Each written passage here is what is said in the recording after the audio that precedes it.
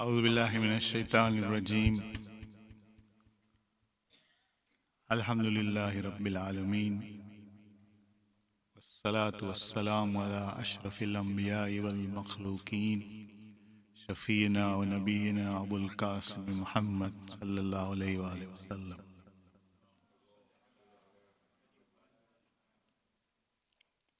بسم الله القاسم الجبارين. This particular formulation, Bismillah, is very, very significant in this context. Of course, it means I begin in the name of the one who is the overpowerer of the oppressors. This particular formulation was used frequently by Shahid Baqir al-Sadr. So given his situation, as we will see, this was very relevant in the sense that we were looking at assistance from the one who could relieve the oppression. So as Iqbal announced last time, obviously we saw some more general parameters of justice in the sense of, you put it into a wider context, that justice is not specific to, injustice doesn't only fall on Muslims. Injustice is a universal phenomena. And injustice has to be combated in a different number of ways. And we saw some instances of apartheid and Palestine and so on. We also saw some bits from the new Pope Francis, and his idea on looking after the poor. But today, we want to take a slightly different angle on this question of justice. And this is a question of social justice. In order to understand this in the context of the people or proponents of justice we want to look at, there are one or two issues which we need to first highlight for you. Since many of you are young people, you would not have the experience of the last 50 years of the last century. So roughly from 1945 to 95. Many of you were very young, many of you were not born.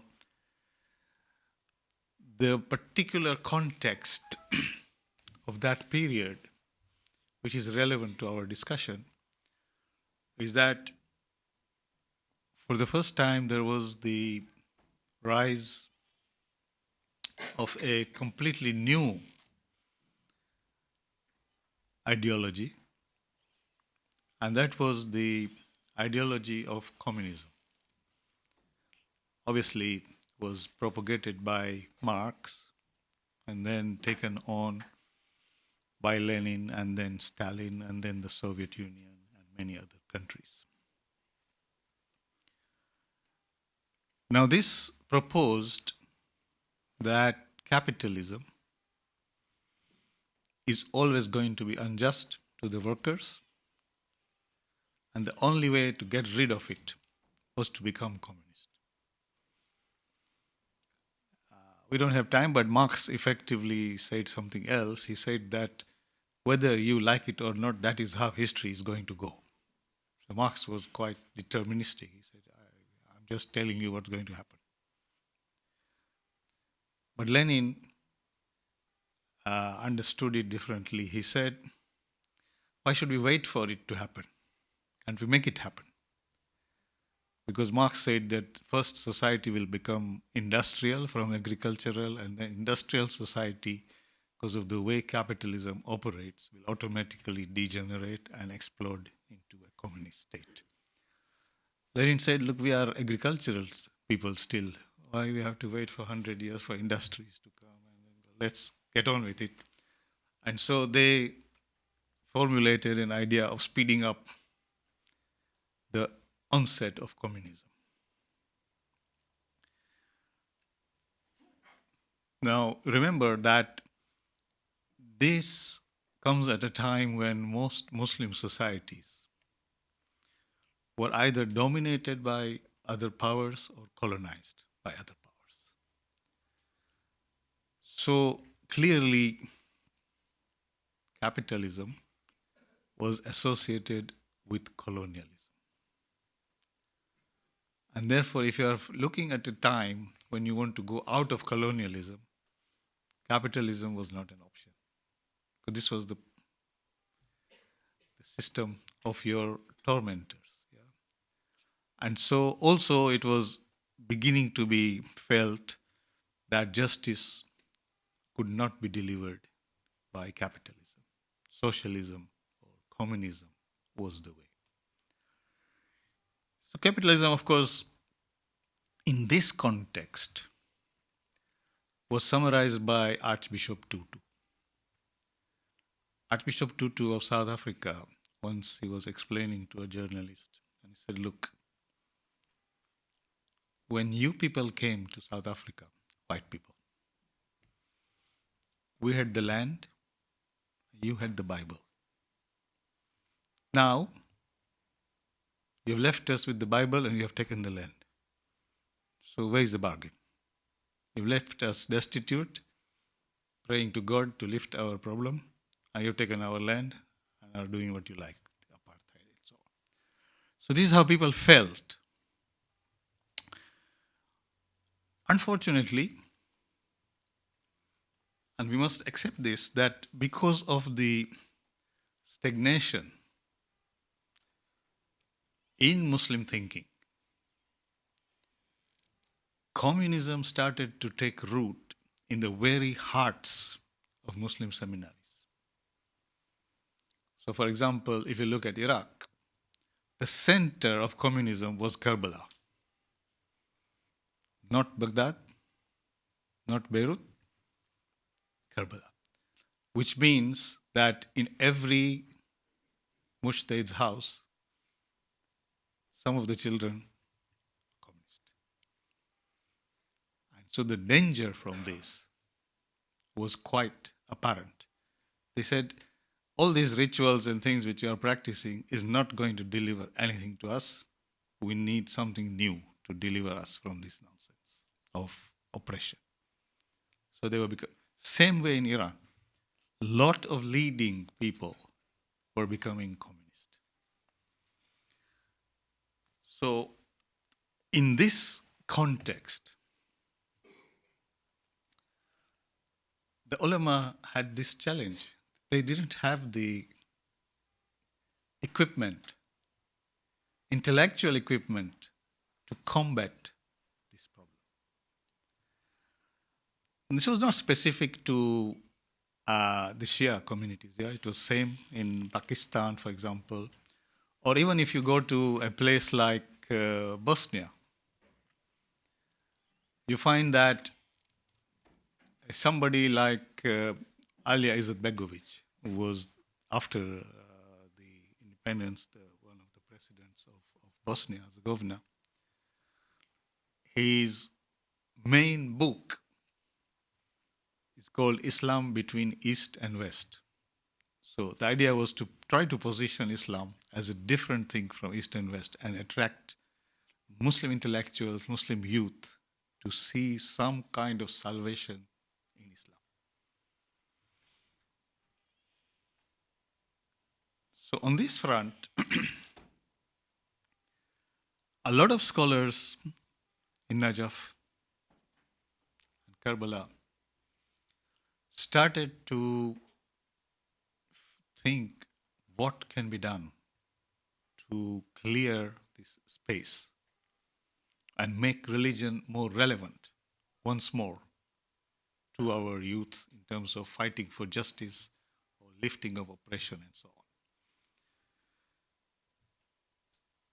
And for them, luckily, they found an exceptionally bright young scholar whom we now know as Shahid Baqir Sadr.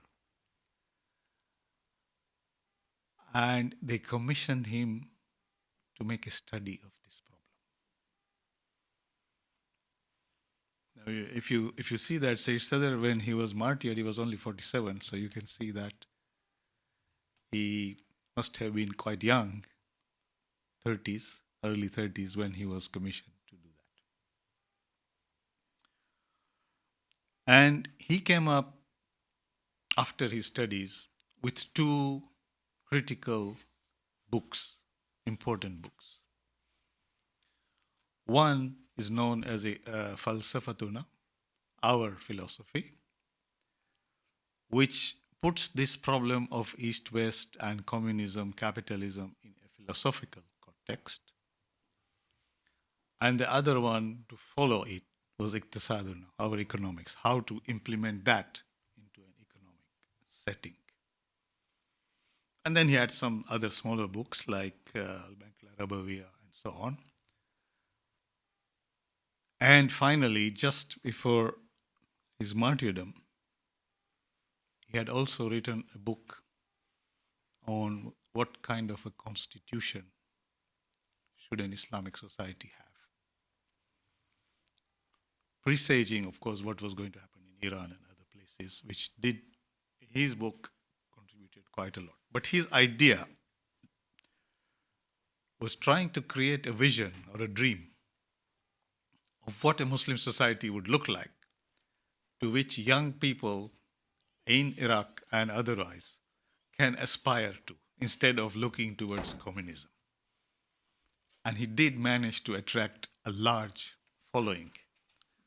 In fact, one of the key reasons for his execution was the fear of the Ba'ath Party, that he was attracting a large following which clearly was capable of creating a problem for the regime there. The next person who tackled this problem in the Iranian context was Dr. Ali Shariati. Now, Dr. Shariati, some of you may have seen some of his works or heard about him, has many aspects. We are not here looking at his comments and critiques of particular aspects of Shi'i theology or so on, because those maybe inshallah some other time. This is not a subject for Muharram. But in terms of justice, his background was that he was born into a very religious family in Mashhad, and his father was a leading scholar and commentator on the Quran. And of course, Iran at that time, we are looking at 60s on, was undergoing rapid modernization because of the oil wealth and so on. And a lot of young people were attracted to all kinds of things, not religion. And then many others were attracted to communism. Those who were serious about society were attracted to communism. So the Communist Party in Iran or the Tudeh Party were quite strong. So Muhammad Taqi Shariati's father, started a discussion group in Mashhad for young scholars who were interested in looking at this problem of society. So Shariati was quite schooled in this. He wasn't coming from just any background. Later on, obviously, he joined the Ministry of Education as a teacher, and then he traveled to France to study. He did most of his postgraduate studies in France. And in France, he came across the works of people like Frantz Fanon. I don't know if any of you know about Fanon. Fanon is a very, very dynamic writer from the Caribbean, from Martinique. And he used to write about French colonialism. And his main work is known as The Wretched of the Earth. Obviously, how to save the wretched of the earth. Shariati was quite influenced by this discourse of Fanon. And Shariati also studied sociology. Now, the study of sociology brings a very different viewpoint on what you see. So let me give you an example in a different context. Early 80s, when I went to Dublin for the first time, every taxi at the airport was 7-seater. Because Irish Catholic families, big families, so everybody was coming with 3, 4 children, 5 children, so you need a 7-seater, right? 2005, I went again to Dublin. There's not a single 7-seater taxi. So you ask the Irish, has the law on contraception, Catholic law, changed? I said, no. We still believe that's wrong. But a sociologist looking at this will clearly see that whether the law has changed or not, people have changed their behavior. Families have shrunk from 6 children to 3 children, 2 children, right? So something is happening here. So these sociologists go behind the thing to look at the facts.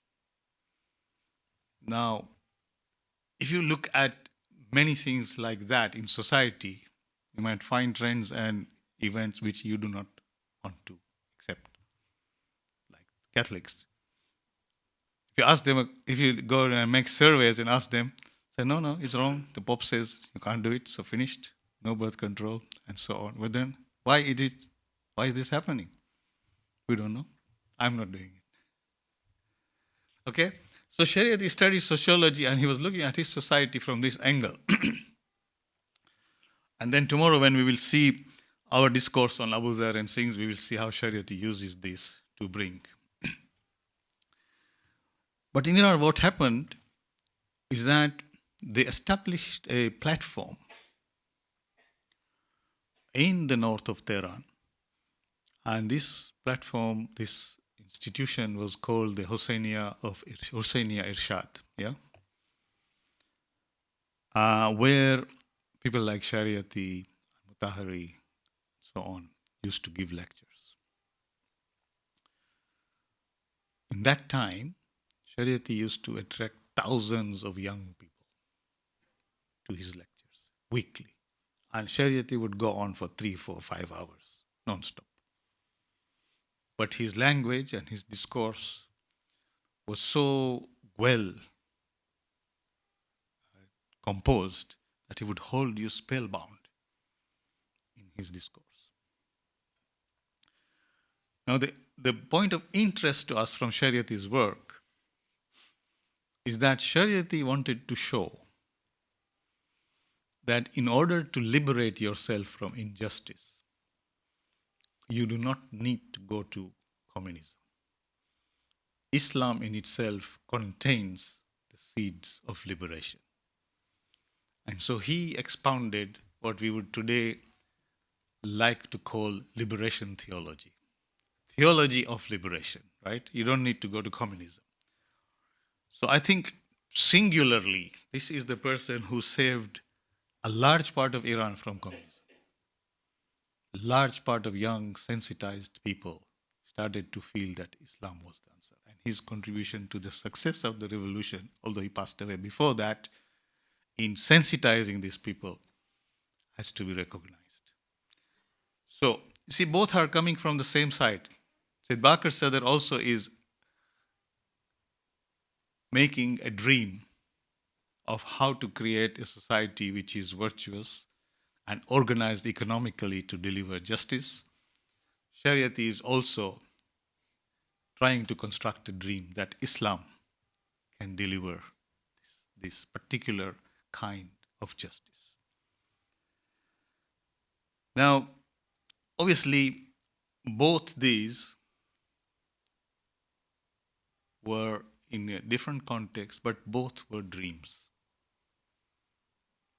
both Sayyid Sadr and Shariati passed away before the Islamic Revolution succeeded in Iran, and other events happened in other countries. Okay. In a parallel development in Sunni countries, we had, in addition to communism, another problem. Some of you may know that in 1924, the Ottoman Caliphate was abolished, which means there was no more a caliph.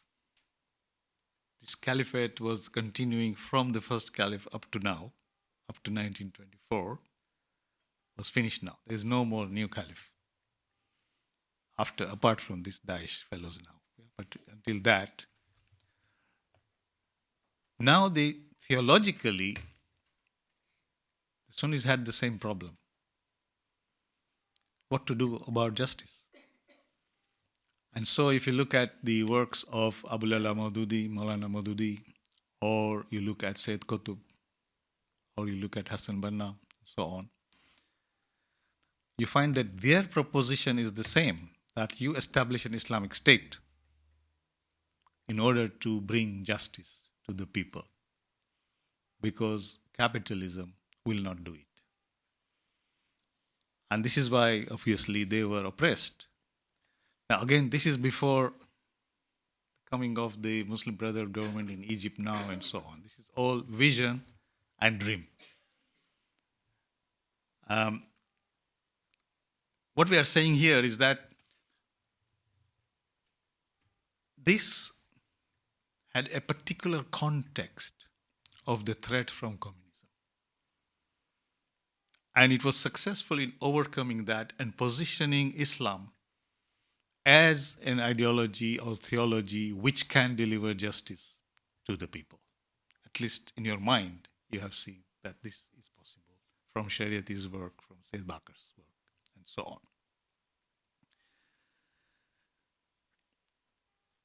Now, of course, when we go on, we find that something quite strange happens. And that is the collapse of communism.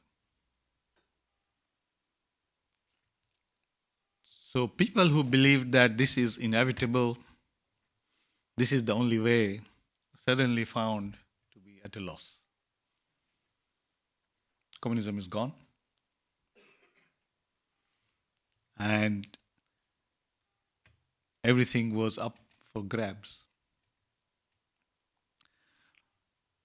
At the same time, it was 20, 30 years, maybe a generation after colonialism was gone.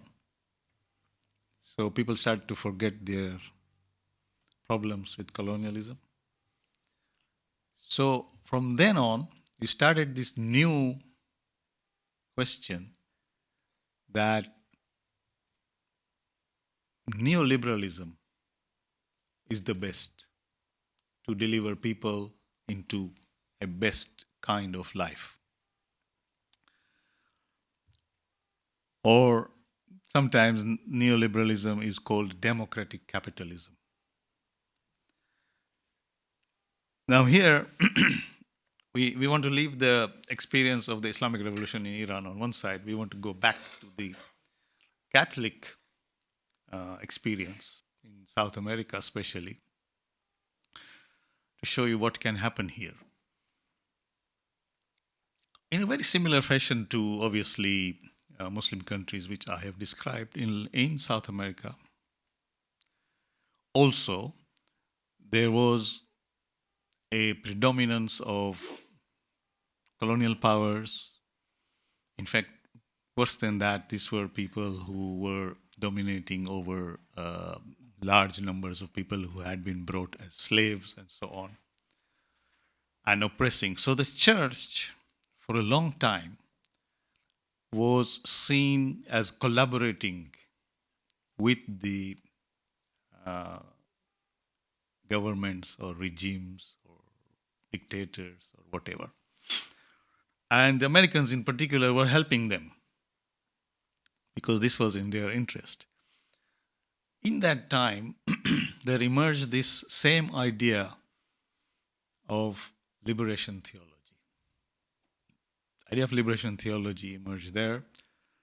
Some of the priests, some of the leading Catholic intellectuals started to put forward the idea that, again, theology can liberate us.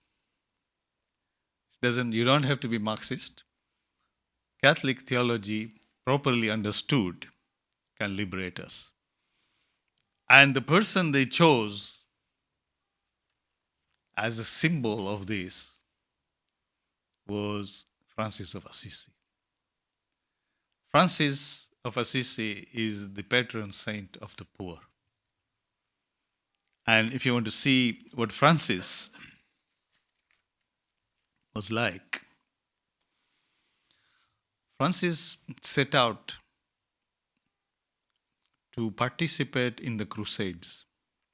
As you know, the Crusades were mostly Catholic inspired, to go and take back Jerusalem and kill anybody in the way.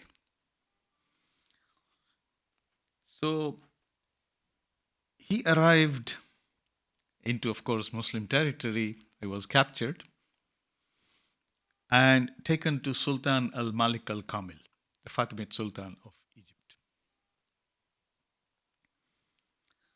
The Sultan, perceiving his captive to be a holy man, received him with courtesy. After 3 weeks of dialogue, Francis left Egypt. No crusades, nothing. What happened? Thereafter, he was respectful of Muslims to the point that he encouraged Christians to emulate them in prayer and prostration, and to join Muslims and others in services to all people, setting aside differences in their religions, and more important of them, more.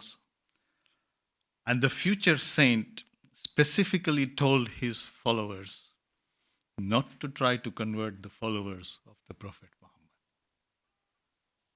This was his experience. This is Francis of Assisi. This is a patron saint of the poor, and this is the man who inspired liberation theology. Now again, because of course that time communism is still quite potent, so the whole of these Western powers started to brand this as Marxism, liberation theology.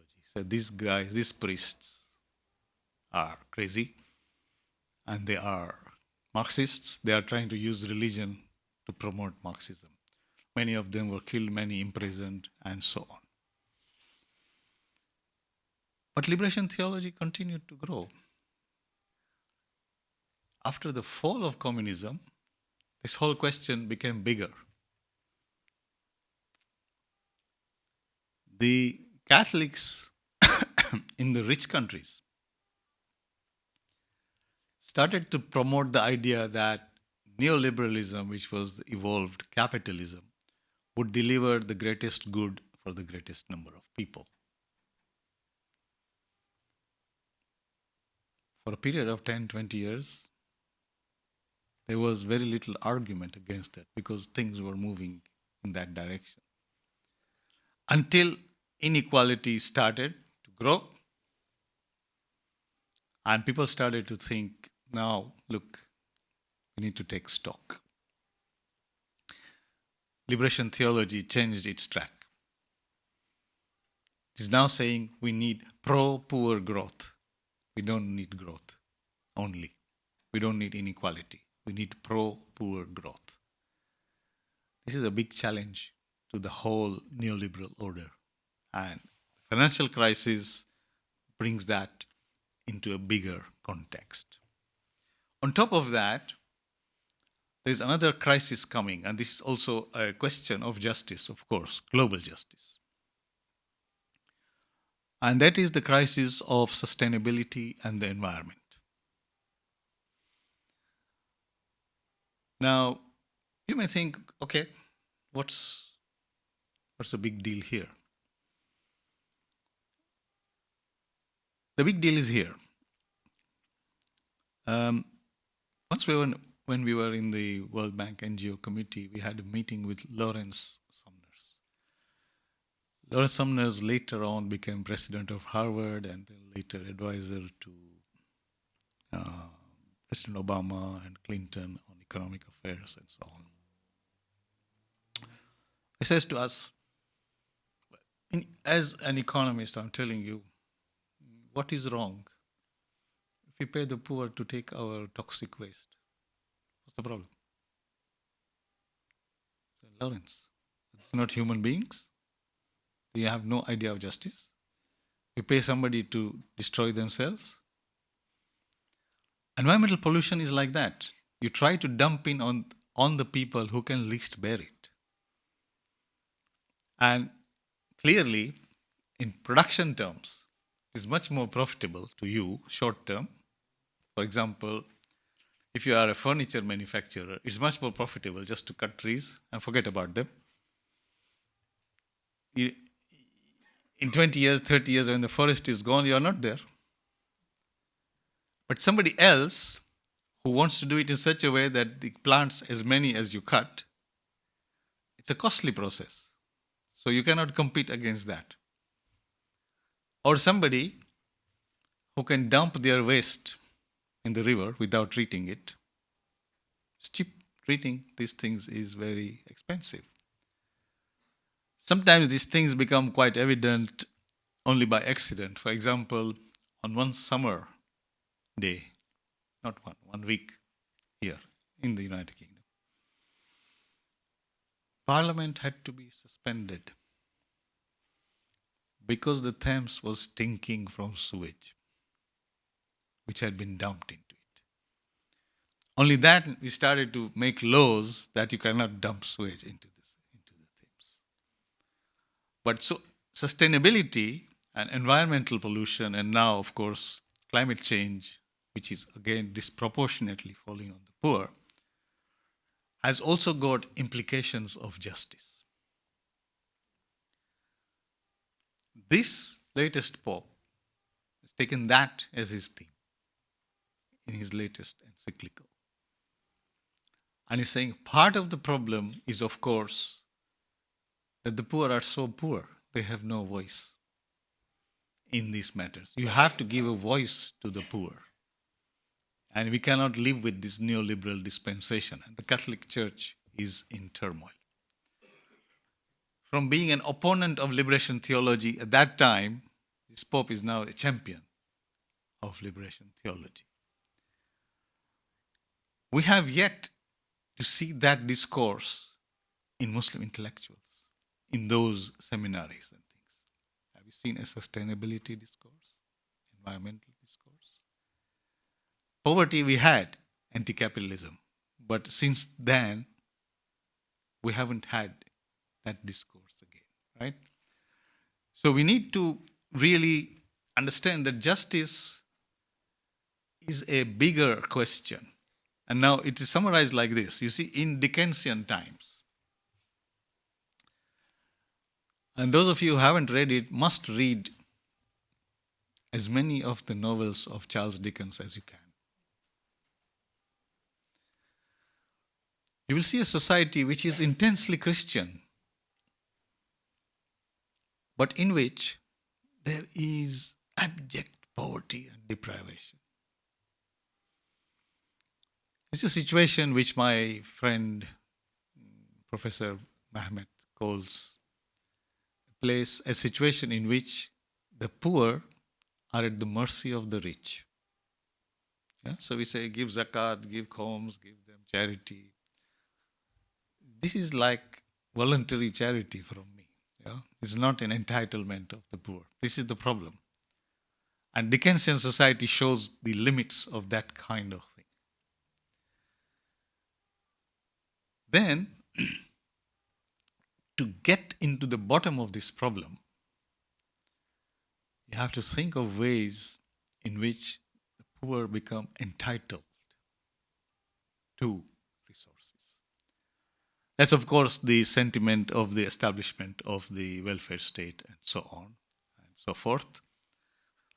And so we need to find ways in which inequality and justice are handled institutionally rather than through the mercy of the rich. Right? As a well-off person, we would be happy to give our share, but we would have to give if society is to function properly. So any new dream of society which incorporates justice will have to see this. Now here, there is a new term being developed. And this is a very interesting term. They call it structural sin. If the structure is wrong, you are part of the sin because you are perpetuating that structure. You need to make the structure such that injustice in all its forms is addressed. And you need to fight the oppression. Clearly, this is something which are new areas for us, right? We had thought for a long time that if only we establish an Islamic state, all the problems will be solved. This was the anticipation and the sentiment, right? For example, when I quite clearly remember when Professor Hamid Algar came here first time, we had a seminar on the Islamic Revolution. He said, okay, now we have an Islamic state, so what has changed? The establishment of a state per se doesn't solve everything. You need to look at behind how the state will work, what kind of things it will deliver and what it cannot deliver or what it should deliver and how to fight for it. Now it becomes slightly more difficult to fight, right? Because if somebody claims divine right to rule, how do you say you're wrong? And this problem was faced in the early times. For example, in Iran, not this revolution, there was another revolution before. And this is known as the Constitutional Revolution. This was also precipitated by sort of arbitrary actions by the Shah and so on. You know, for example, the main and the most famous case is the tobacco concession to Reuters. Nadir Shah wanted to make a visit to visit Queen here. Now, in those days, to mount such a visit, you had sort of several hundred people accompanying you and all kinds of gifts and this and that. So, very expensive undertaking. He didn't have the money. So, this guy was called Baron Reuters. Of course, Reuters is now the big news agency, but that was the man. He came and he said, Your Majesty, I can help you. So I can give you a loan. Okay, what is the price of this loan?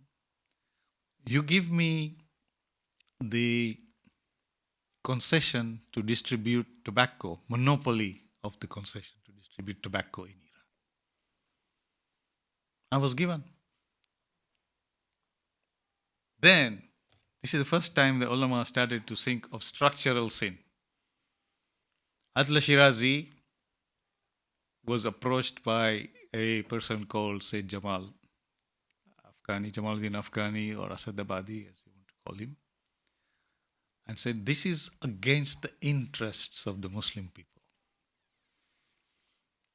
And a very, very interesting fatwa was issued.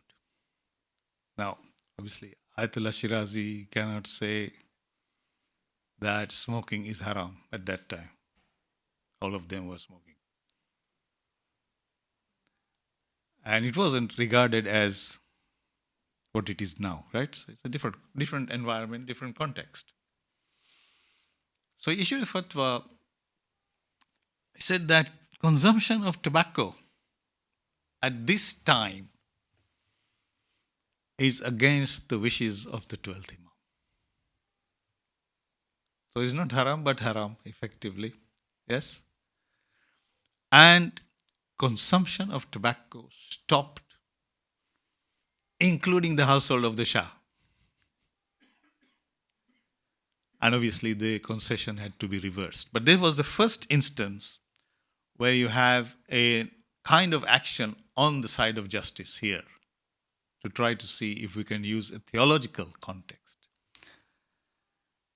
This led to further thinking and development, and eventually reached a point in the early 1900s of what is now known as the constitutional revolution in Iran. There were two arguments here. See, now this is the problem. The one argument which was put forward by Ayatullah Naini.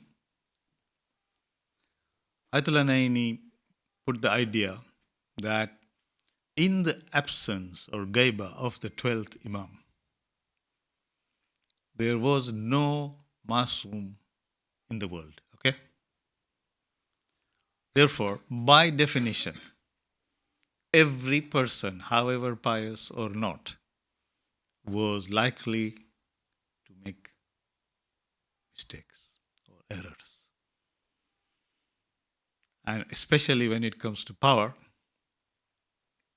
as we know, is a dangerous instrument. And so he proposed the idea that there should be a specific constitutional check on the exercise of power in Iran, including the ruler, mujtahid, whoever it was. So if they exceed that power, they're out. So this was called the Mashru-e Shariat or Shurut, conditions, constitutional clauses. Opposed to him, there were other scholars, people like Ayatollah Fadlullah Nouri and so on, who say we don't need this because the Sharia is enough for us. And this was called Mashru-e, with the Sharia angle. However, a constitutional discussion and then a constitutional revolution took place, and a constitution was established outlining checks and balances. But the ulama were able to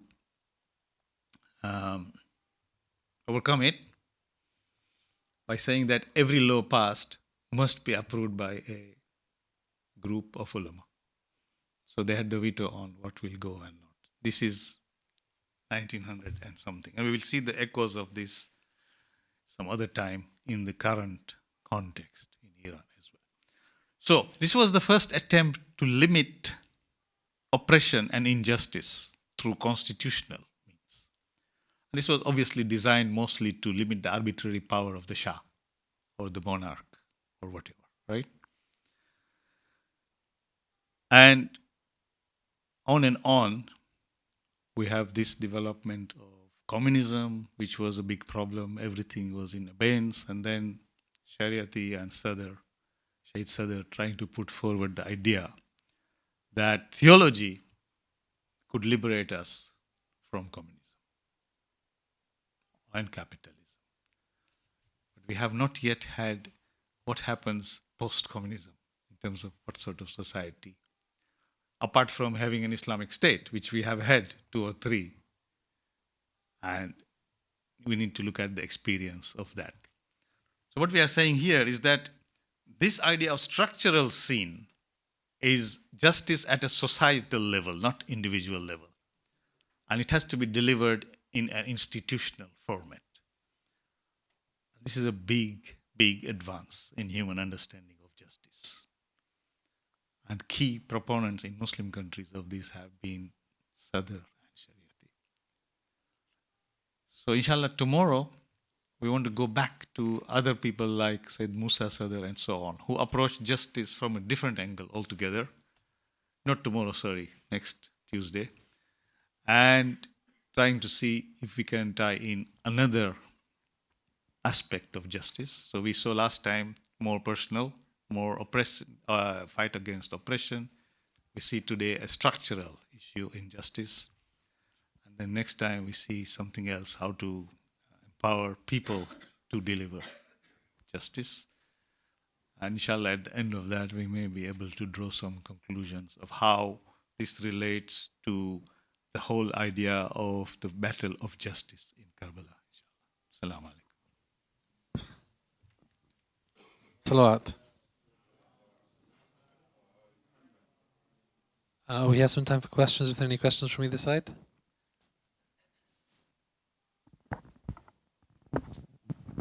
Assalamu alaikum. Thank you very much for that discourse, Iqbal. Well, there are there's two things that we need to consider here. We need the conceptual thinking about justice and how we apply justice to society as a whole. But then what is required for this to gain momentum is for then those ideas to be delivered and understood and enacted by society. And so here, historically, this was fine. We had situations where Dr. Ali Shariati was able to attract 1,000 people or more than that to his lectures. But in the modern context, it's around media and how media actually then shapes and forms people's concepts of justice and how they work. So if you have an example just today of somebody who happens to be Jewish, has been extracted from her position because all she wanted to do was start a debate or a consideration on the definition of anti-Semitism. And clearly this, for somebody looking at it from the outside, whatever their views are on this, looks at this and says, this is unjust. For just initiating a conversation, one is withdrawn from their position. And this is media driven. So what do you say about the role of media in justice?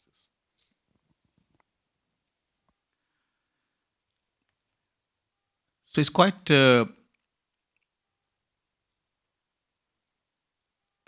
challenging in many ways, right?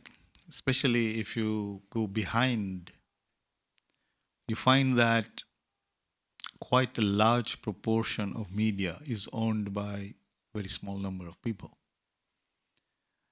who promote their own interests, right? So, you know, for example, Fox News or your Times and Sun here, News of the World, whatever, Sky TV, is all owned by Murdoch. In the United States, you have this Sheldon who owns a lot of media and owns a lot of Israeli media as well, so on. So the first challenge is that these are delivering very, very specific, filtered content in their interest, what is in their interest, right? So just to give you an example, to supplement what you are saying, today, the Prime Minister is trying to say that we do not want to allow this, what she calls flood of claims against the British soldiers who misbehaved in Iraq, because she said this is all wrong. The fact of the matter is that 326 cases have been settled out of court by the Ministry of Defense. 20 million pounds of compensation has been paid. So compensation would not have been paid. There was no case, right? They didn't want to go to court because that would be other problem. So again, the kind of effort to camouflage this injustice, this is exactly what you are saying, is also in that context. But you see, there are possibilities now with more social media and so on, to break the monopoly of that kind of discourse, right? You have lots of possibilities where people will begin to look for news outside those channels. Now the question becomes how to channel that in the interest of justice, right? And that is the new discourse now. I think part of the thing I want to say tomorrow is that part of the message of Karbala, really the more important part, is how the message of the events was relayed to the world in that context. So how can we adapt that methodology to today's context? Today's context is obviously completely different. We need to be very intelligent to find what will work and how. Because it has possibilities of good and bad, yeah? It's open to all. But you're quite right that this is injustice can be embedded in a lot of things where you're just not aware of what is the truth.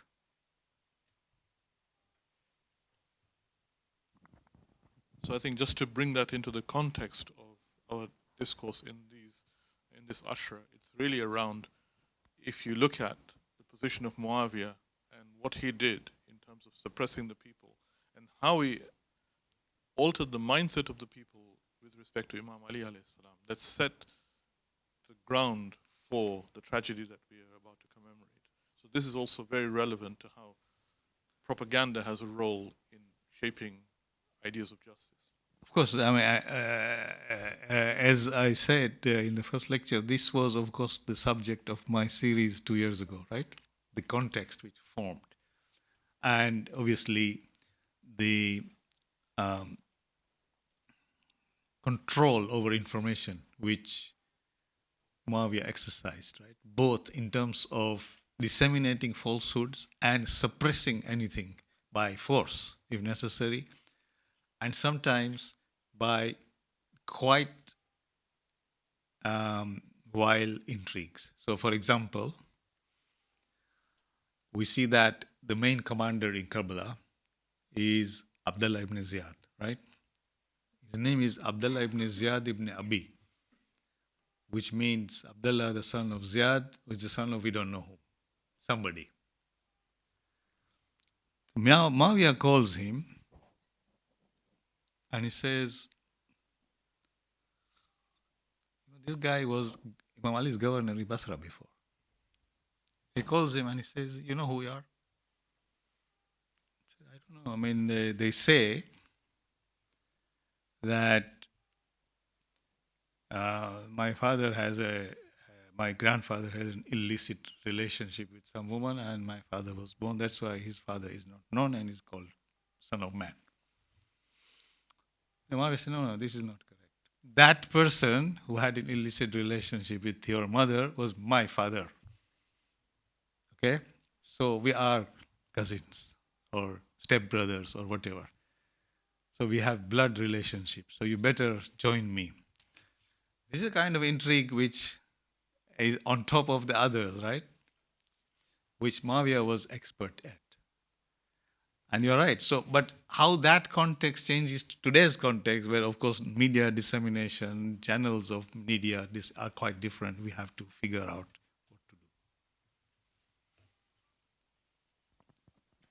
I think we'll end there. Salawat.